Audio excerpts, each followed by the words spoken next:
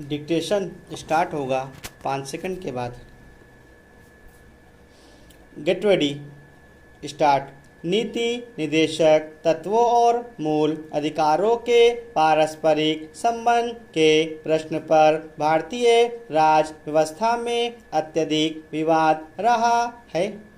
कभी सर्वोच्च न्यायालय ने अपने निर्णयों से तो कभी संसद ने संविधान संशोधनों के माध्यम से इस संबंध की नई व्याख्याएं की हैं। इस टकराव का संक्षिप्त इतिहास इस प्रकार है। मूल संविधान में यह स्पष्ट लिखा हुआ था कि मूल अधिकार न्यायालय द्वारा परिवर्तनीय हैं। अनुच्छेद 32, जबकि नीति निदेशक तत्व अपरिवर्तनीय हैं। अनुच्छेद 37(1), इसलिए कुछ शुरुआती मामलों में सर्वोच्च न्यायालय का दृष्टिकोण मूल अधिकारों के पक्ष में ही झुका हुआ दिखता है। 1951 का मद्रास राज्य बनाम चंपकम दोराईराजन का मामला इस दृष्टि से काफ़ी महत्वपूर्ण है। कुछ ही दिनों में सर्वोच्च न्यायालय की राय इस विषय पर बदलने लगी। प्रथम संविधान संशोधन में भूमि सुधार आदि लोक कल्याणकारी विषयों को महत्व देने के लिए अनुच्छेद 31 का और 31 का अतः स्थापित किए गए थे, जिनमें नीति निदेशक तत्वों का स्पष्ट उल्लेख तो नहीं था, किंतु तात्विक रूप से ये अनुच्छेद नीति निदेशक तत्वों में बताए गए आदर्शों के पक्ष में ही बनाए गए थे।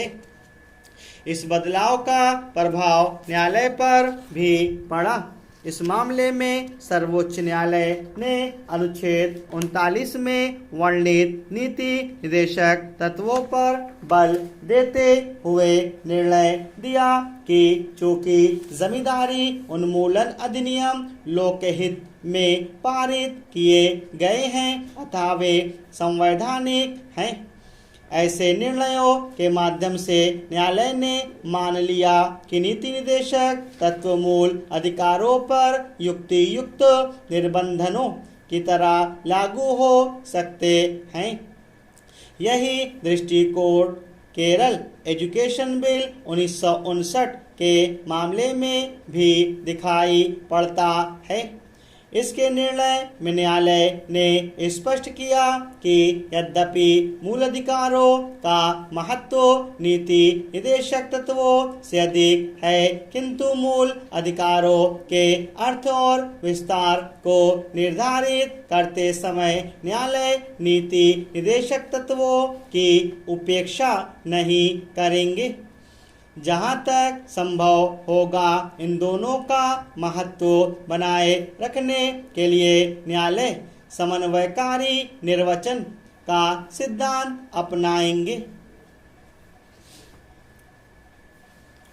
श्रीमती इंदिरा गांधी की सरकार के शासन के दौरान संसद ने 25वां संविधान संशोधन अधिनियम 1971 पारित करके संविधान में अनुच्छेद 31 गा को अंततः स्थापित किया।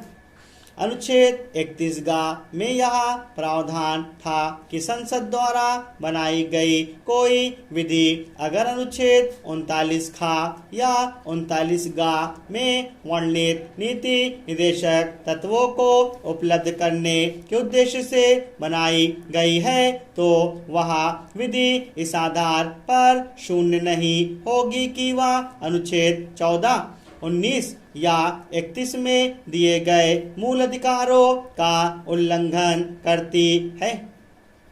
इसके साथ ही यह व्यवस्था भी की गई कि अनुच्छेद 39 खा और 39 गा के पक्ष में बनाई गई विधियां न्यायिक पुनर्विलोकन से भी मुक्त होंगी।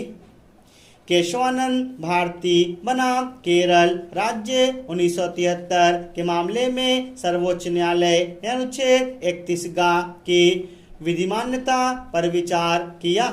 इसका आरंभिक अंश जो अनुच्छेद 39 खा और 39 गा को अनुच्छेद 14, 19 और 31 पर वरीयता प्रदान करता है, न्यायालय द्वारा विधिमान्य घोषित किया गया, किंतु इसका वह अंश जो अनुच्छेद 39 खा और गा को वरीयता देने के उद्देश्य से बनाई गई विधियों को न्यायिक पुनर्विलोकन के दायरे से बाहर करता है, न्यायालय द्वारा असंवैधानिक घोषित कर दिया गया।